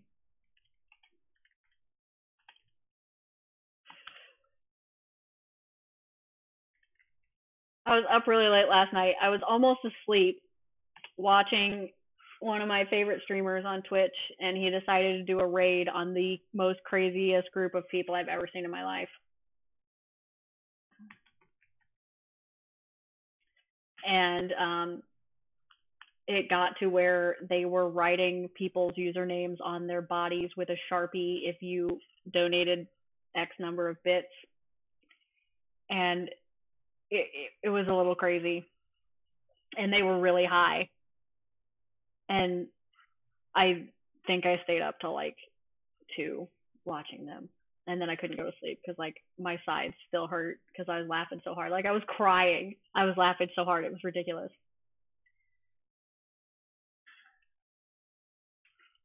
All right, is this all the data I need? Oh, we have this perception. So in the demo app, there's this 5-star rating that you can use. So I think it has to be a float value. Nope. And so that's what that perception is. It's like stars 1 to 5 or something like that, but it's actually like a float value when you look at those 5-star rating things, because you can give it like 3.2 stars or something like that. It's ridiculous. Okay, let's get to the good stuff. Let's get to the good stuff. How do we put data in a Kinesis stream? So how do we, basically it's called making a put request. So a put request is made up of a couple of different components. First off, you have to make sure that you know where your region endpoint is. You know, we talked about this. You deploy your database and your Lambda function and your Kinesis stream. Everything has to be deployed to the same region endpoint in AWS. If it's not, then they're not going to talk to each other, or at least they're not going to talk to each other well. So you have to know what endpoint. You have to know your AWS credentials. Now, here's the part where, if you weren't listening earlier, I was like, I've done this once, and then I didn't write it down. Sue me. Don't sue me. How do I get those credentials? That was one of those things that I couldn't remember. And it's probably not something I actually want to show you on stream. But let's go look at the dashboard and see if I can figure it out. I am sure that somewhere in the AWS documentation, it doesn't exist. Because that's what the AWS documentation is like.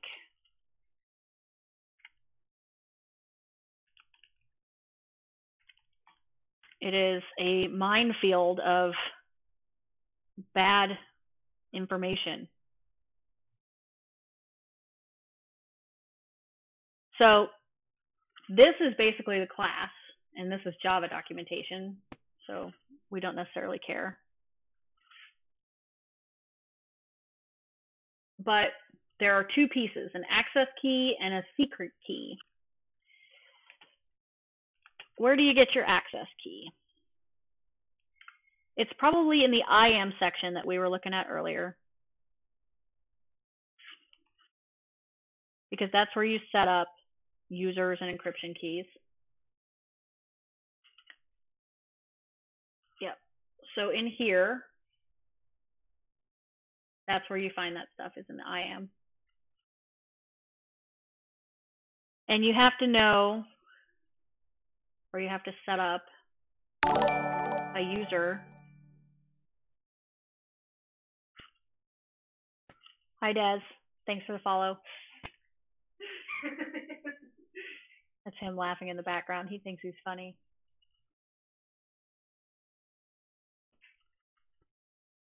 You have to set up a user in IAM. I remember doing that. You have to set up a user in IAM. You have to set up permissions to use the things that you're going to want to use. We looked at that earlier. And then in your security credentials section, you can create an access key and you can get your secret code. So I can kind of show you what this is going to look like, but again, I'm going to have to do this off stream for security purposes. So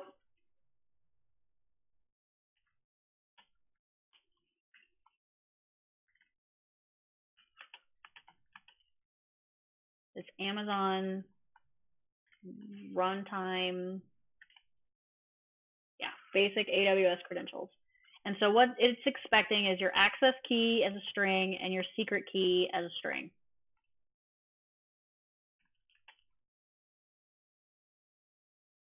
So security key. So once you've set those things up in IAM, then this is where you put them. And so off stream, that's where I'm going to put mine. And so you know what I'm doing. Let's error check this bad boy because I have a feeling this may not go through the first time. You ever have one of those days where you can actually program and things happen right the first time? You feel like you need to go buy a lottery ticket. Okay, so we have this current student object. This is what we need to serialize. So that's basically step one. Let's write out some steps. So step one, serialize yo object. Step two, you got to take that serialized object and you have to convert it to bytes.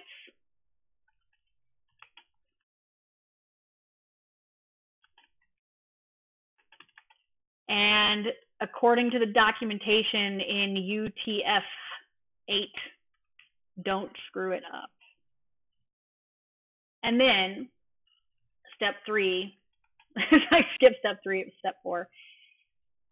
Create a memory stream that will access the AWS Kinesis endpoint. I know, it's like jump to conclusions, Matt, but that's kind of how it works. All right, so step one, serialization. It's fairly straightforward. I'm just going to call this data as JSON because we're going to use that JSON. Oh, why did I not put the using statement up here? I didn't. I added the package and then I proceeded to not put the using statement up here.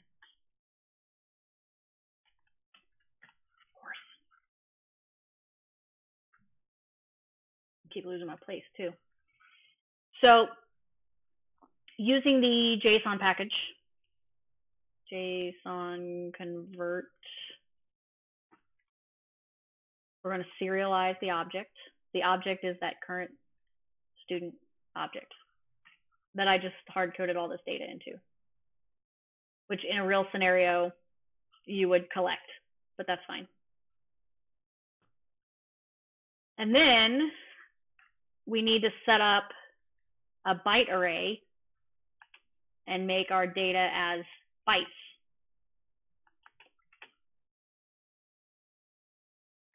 I don't have the encoding class. What am I missing? Where does the encoding class come from? I might have to go look this up.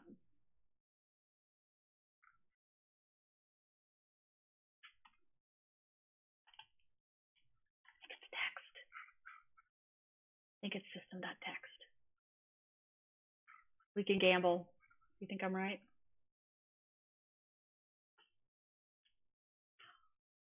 Not encoder.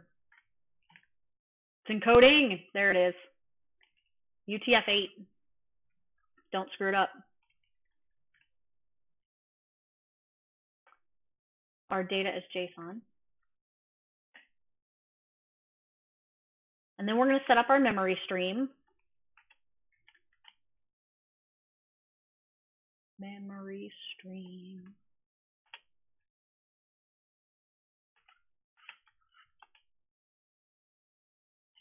Using our data as bytes. Nope, data as bytes. Okay, so this is where the magic happens. There are more steps inside of here. You got to set up your AWS config and point it to the right region. You got to create, why are you tabbed over like that? An AWS Kinesis client.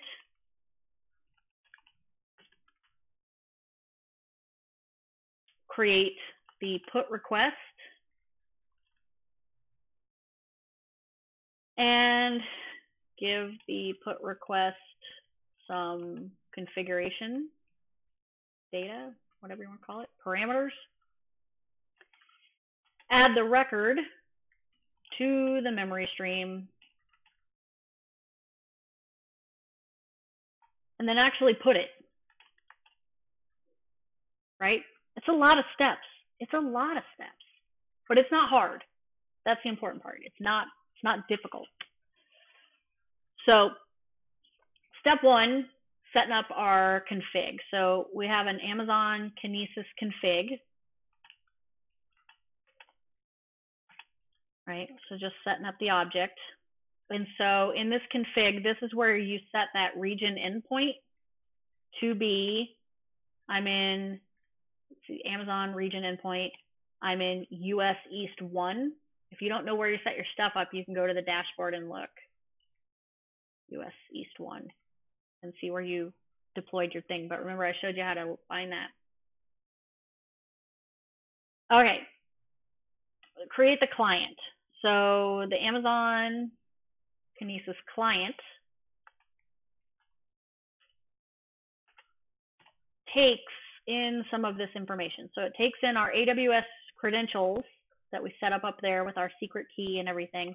And then we also have to tell it which endpoint to use. This is why this endpoint stuff is so important, because it's used all over the place.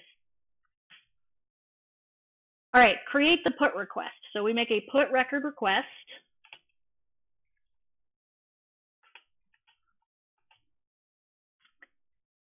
And if you remember back when we looked at that Kinesis dashboard, we can go back over there. Those streams are named. And so you have to tell it, see, here they are. You have to tell it which stream you want. And it uses this stream name on the request. Request.stream name. So it's, mine's explore OTC data. I had a couple of them in there. That's the one I want to use. There's that. There's, and then some other configuration data. You can tell it which partition key. And so you can actually, we talked about shards inside of Kinesis. Based on throughput and stuff like that, like how many open shards and things that you had, you can actually set up a partition key that is used to place records in a particular shard. So if you want to make sure that you're kind of like load balancing on your own, you can set that up. So if you actually wanted to set up your request partition key registration spelling, you don't have to do this, so this is optional. Okay, now we can put the data. So request.data is that actual memory stream, this object right here. That's what goes here. So the put request at this point, like it's all set up. So we actually call the put record method on the Kinesis client, but here's the trick. If you're doing this in an app environment and like the user clicks the button, you're on the UI thread. And so while all this is happening and it's connecting to AWS and it's transferring your data and it's doing all this stuff, that UI thread is going to hang. So it's honestly better from a functional standpoint to make this an asynchronous request and it's already built in. You don't have to do anything special. Because the Kinesis client object has both a put record and a put record async method call request. So put record response is what you get back from a put request. And it's nice because, again, logging issues. But if you use, I'll just show you what this looks like. So it's our Kinesis client dot, and then you can do put record async. And so request record, right? Request is what we're putting in there. Now, this is going to give you an error because async is an awaitable method. So you have to actually put the await keyword out here. And then because we're doing an awaitable task, you need to come back up to here, to your method header, and you need to make this an async method. So that denotes that this is an asynchronous call, and that will clear that error. And that will mean that when you make this call, the UI won't sit there and hang, especially if there's a problem and it's not running correctly. The app's not just going to freeze up and freak out, right? Don't freak out. There's no freaking out. That's basically it. Let me pull this off screen so I can put my secret key in, and then we can test it.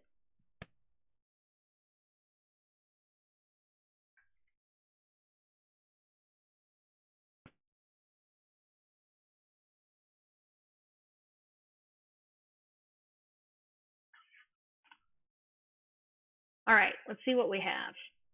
Is it build? It's doing something. God help us.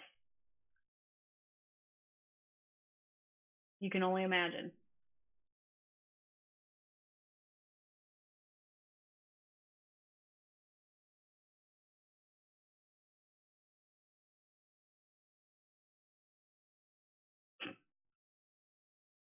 I like how right out of the box, there's a bunch of warnings.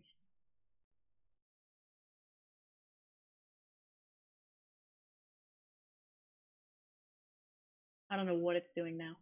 Mad. I made it mad, pulling it off screen like that. There we go. Nope, that looks good. Up to date.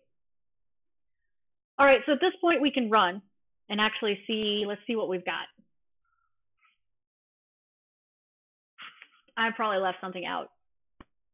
That felt too easy. For something that I didn't document, that felt too easy. So let's have a look. All right, I'm deploying it to the phone. And then we'll be able to see. What did I do?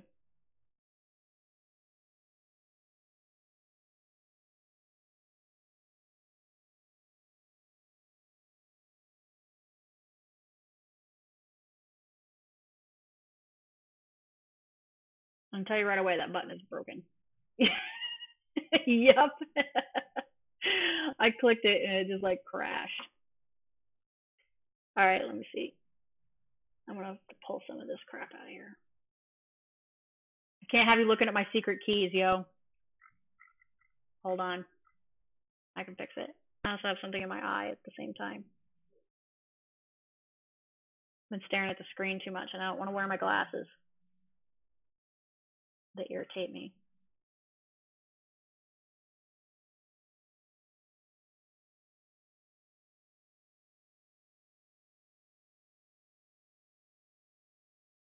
Yeah, I think I accidentally deleted something out of this layout, and the layout is mad. It's very, very mad. Straight up mad. Actually, I think I would be better off building my own layout.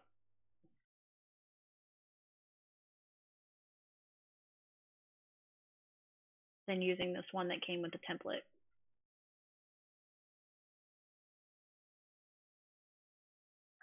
Just gonna pull all this crap out of here that came with this template. I don't want it.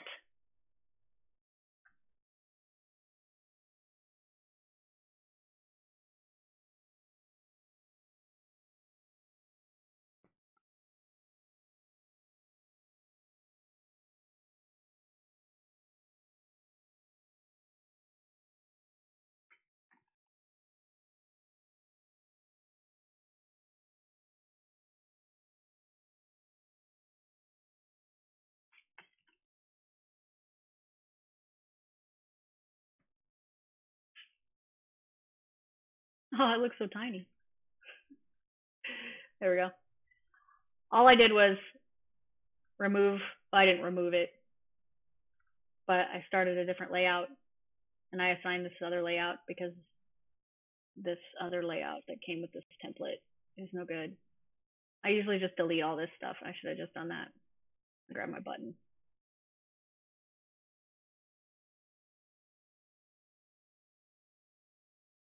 Didn't go with the gut.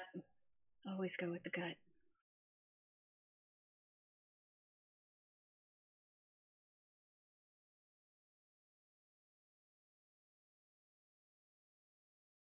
Yeah, let's just delete this crap. It's a bunch of crap. You can't even delete it. It's like, no, don't delete me. It's building. Told you don't get anything. You don't even know. Like, you look at this output, and you're like, what are you doing?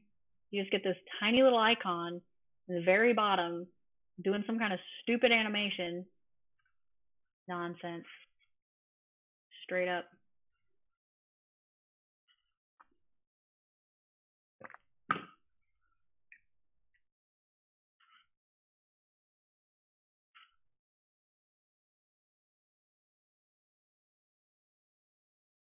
All right, success. I like success. Let's try again. My echo just lit up like it heard me say something, but it didn't say anything in response, which is really creepy. Despite the fact that I did not invoke it. Super creepy. All right, so here it is. You can see that cute little button at the top that I made. That's hard to do. It's like hard to get this thing close to the screen. All right, so when I click submit registration, all you get is a bunch of scroll down here of all of this happening. Now, some of this, you can actually look and see if there are exceptions. We can see where it started this new thread. That's good. Without some kind of response on the UI, you don't know. There's no way to know. So what you got to do is, where's my AWS Explorer? There we go. You got to come over here to the AWS Explorer. You got to come over to your Lambda function. You got to come over to your log. You got to pick your log. You got to open it. And now we can look and see if we had some kind of success. So you can always go to the database, right? Because the whole point here is that this should add records to the database. And here I can actually see there's my Jon Snow records, right? I actually added 2 because I clicked the button a couple of times. But here they are. There they are. They're in here. So we know it's working, which is incredible considering what the hell. But here's what the log looks like. So we can see that here's like the record data start line. Here is everything in this curly braces is that JSON object that we passed over. And there you can see the data that I hard coded in there being assigned in kind of that key value pair way that JSON works. And then we can see that database success message. And then we know, because if we look in the database, that it happened. Now that's pretty quick, right? This says 7,600 milliseconds. So from the time that I clicked the button, that it made the put request to Kinesis, that Lambda realized, got a little notification flag that, hey, there's something on the Kinesis stream I need to process. It picks it up, it processes it using the function, it inserts it in the database, it's done. It's pretty incredible. Like that's what I love about this. Like, it's really hard to use, but once you've got it set up, it's really incredible. So hopefully this has been helpful, because in the process of learning how to do this, like I said in the beginning, Amazon's documentation is not great. It's especially not great for C#. There's a lot of references for Java, which is helpful if you understand the relationship between Java and C#. If you're fairly new to this idea of the Amazon ecosystem or programming in general, this is so hard to learn. And it didn't feel like that there were really any good tutorials or walkthroughs or anything for how to make this work. And so that was really the whole point of this exercise today was, one, I had made this work at one point when I wrote this app a couple months back. I guess it was May. And then didn't really document how or why I did the things that I did. And so that's kind of the purpose of this video as well, is for my own later, when I've forgotten this, as we do, now I have a record of it. So that is going to be all for me today. I do want to show you some other things later. So I'll be continuing to stream some programming. We talked about how you can actually directly talk to Lambda and you don't have to go through Kinesis. So I'm going to show you that.